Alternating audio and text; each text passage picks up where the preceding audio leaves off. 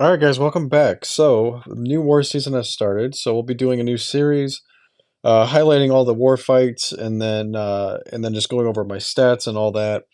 And then we'll just see how the war season goes. So, I did this a few seasons ago. It's been a minute since I've done a full season breakdown, but unpopular opinion, I actually love this meta. So, I'm excited for it. I think it's amazing, but maybe that's just me. Most people don't like it, but I think it's pretty cool. So.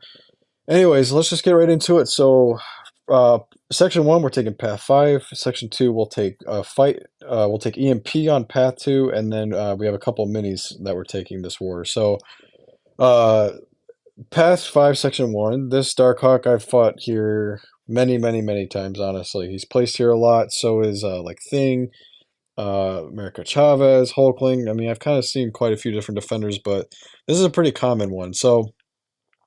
I'm playing this a little bit differently with Magneto. So I'm still doing parry heavy three times, and then I'm going to my special three. Just the order was a bit different because of the node here. I wanted to just get to the special three first, and then knock him down before I use my special attack to gain the Fury. So again, I'm playing this a little bit differently with Magneto. Typically, from right here, you want to just use your basic attacks. You don't need to do any more than three heavies. But my ability accuracy reduction is not 100%, so I just didn't really want to mess around with this node. I wanted to play it safe, so I just went ahead and did parry heavy for this fight. I think I threw in a couple of basics, mediums and lights in there, but for the most part, it's just parry heavy, and it's a very safe fight. So I've activated the pre-fight. I'm able to parry him safely, and I'm just throwing off some special ones to get him down. So not much going on in this fight. Pretty standard Magneto fight here. And he is metal, so we gained an extra pre-fight charge, but that's a little bit useless because I believe we ended up at 9. So you need to get to 10 to apply another one. So anyway, so actually got us to 8, so not useless. So that worked out fine. So I stand corrected on that. So this next fight, again, another one I've seen quite a bit of. Fury here on a heavy hitter, and that's the node of. That's why he is on this node. So reason being is mostly because of his second life. It's not really his first that you have to worry about. It's the second one. So the second life, he goes stun immune, and then when he throws the heavy attack, he's going to go unstoppable. So ideally, you want to punish the special attacks in the second life. Um, or intercept. I mean, that's pretty much it. So you'll see there he gains the passive unstoppable. And so right now I'm just baiting out the special attacks and getting to my special three. So yeah, it's just it gets a little dicey in the second life. You do have to watch out for that. But it helps a lot that I'm running a power back at this fight. So I have a 200% power back boost. So I throw my special two, special threes.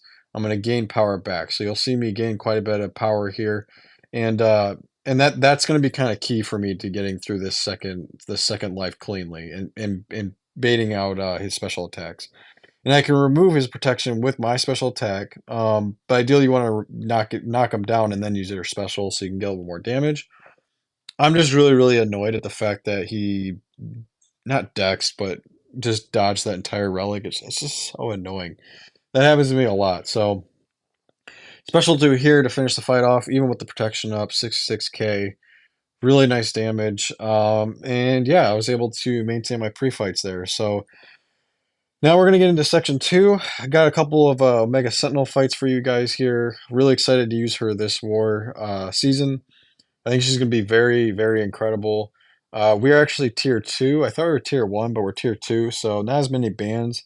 But yeah, just allows for me to use Omega Sentinel more. So if you're not familiar with Omega Sentinel, she's immune to buffet, power snack, anything like that. So that's why I think she's going to be very powerful this season because they're going to see a lot of mutants on those nodes, and she's just going to be fantastic. So she also has very quick access to heal block. Literally activate a pre-fight and you're good to go.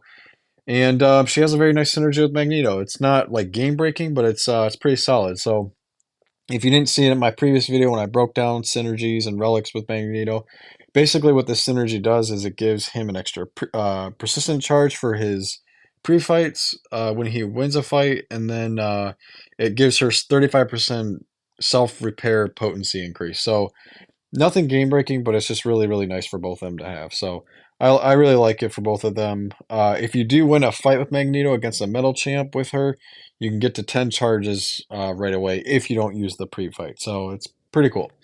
So I activated the pre-fight to shut down the healing here, and that's pretty much it for this fight, honestly. Like, there's not even much else going on here. You'll see when she throws off the special attack, because I have a lot of buffs active on me, that I'm going to gain 10 shock debuffs on me. Shock passives, actually. And they're doing no damage to me, really. So I'm not going to take any damage from these. That's because of the Odin pre-fight. If I didn't have that, I would pretty much be dead by now. So that's why I brought Odin, was for this specific fight right here. But it's nice to have. I mean, it really makes it to where I don't have to worry about anything. So that's pretty much going to do it for this fight. I activated my special 2. Now I'm just going to throw a heavy off. You can pause Omega Sentinel's debuffs that she places by either doing a heavy attack, or you can do a light ending combo. So you can do a 5-hit combo and just end it with a light attack, and you can pause her debuffs. And that's how you can ensure that they don't fall off. If you happen to have an extra slot in War, you can run the Lady Deathstrike synergy with Mega Sentinel, and that will allow for her debuffs to not fall off as fast, because I know a lot of people don't really like Omega Sentinel because her debuffs fall off quickly. If you can fit Lady Deathstrike on your team, you can kind of get around that. I want to pause the video right here. So I want to talk about this fight and do a little bit of a breakdown on what's happening in this fight and why I did what I did. So this fight here, Dani has not Conflictor. She has this might be Conflictor. I didn't even open up the notes here, so I believe this is Conflictor here. So there's a couple ways that I can do this fight having Magneto on the team, and I have plenty of pre-fights available. So Magneto's pre-fight would allow for me to get around the Conflictor node. However, with Omega Sentinel specifically, it would make it very stressful for me to upkeep my debuffs, because she's not going to be able to purify my stun. So that means that she's going to purify my debuffs. So when I do a medium, she's gonna purify that if I activate the pre-fight. If I don't activate it, then I need to reparry. So I developed reparry skill pretty early on, and I really got good at it. I got comfortable with it. Um, intercepting's not really my thing. It's I can do it, but it's not really my play style. But I'm very comfortable with reparry. So that being said, I think it makes a little bit more sense for me to just reparry, and then that'll allow for all of my debuffs that I want to place on her to stick. Because again, if I place this pre-fight, she's going to purify my debuffs. If the debuffs start to fall off, my special 2 is not going to hit very hard. Now, if I don't time it right, she could also purify my special 2 debuffs, which that's where all my damage is really coming from. So I don't want that. So going into this fight, I had like an hour to plan for this fight. It wasn't originally mine to take, and then I got assigned it late in War. There was a couple hours left, and I had about an hour to think about it. And I just wanted to think about, like, do I really want? Because it was kind of up to me, because I am very familiar with Magneto's pre-fight and what it can bring to the table. So I had to really think about this, and I wanted to stop and do a breakdown for this fight, because you guys might have Magneto, and you might use him on this node, depending on the defender and who you're using. So this might help you guys to decide, based on your own skill, what you're comfortable with, on whether or not you should use the pre-fight or not. In my opinion, it depends on the attacker that you're using, and whether or not they have a lot of debuffs that they need to rely on. Like for example, if I was using Ultron here, I would probably go ahead and use that pre-fight, because I can place multiple debuffs on my basic attacks and not just relying on them falling off for my damage. So I can use my basic attacks to bait out the Conflictor, and then just make sure that the basic attacks trigger the Conflictor before I throw my heavy attack off. But having the pre-fight active for Ultron would just make this fight extremely smooth, and I wouldn't have to worry about literally anything. But with Omega Sentinel, my debuffs could fall off. I could trigger the Conflictor, with my own debuffs. It could happen when I'm trying to trigger my special 2, which again, that's where all my damage is coming from. It could just make it really, really messy.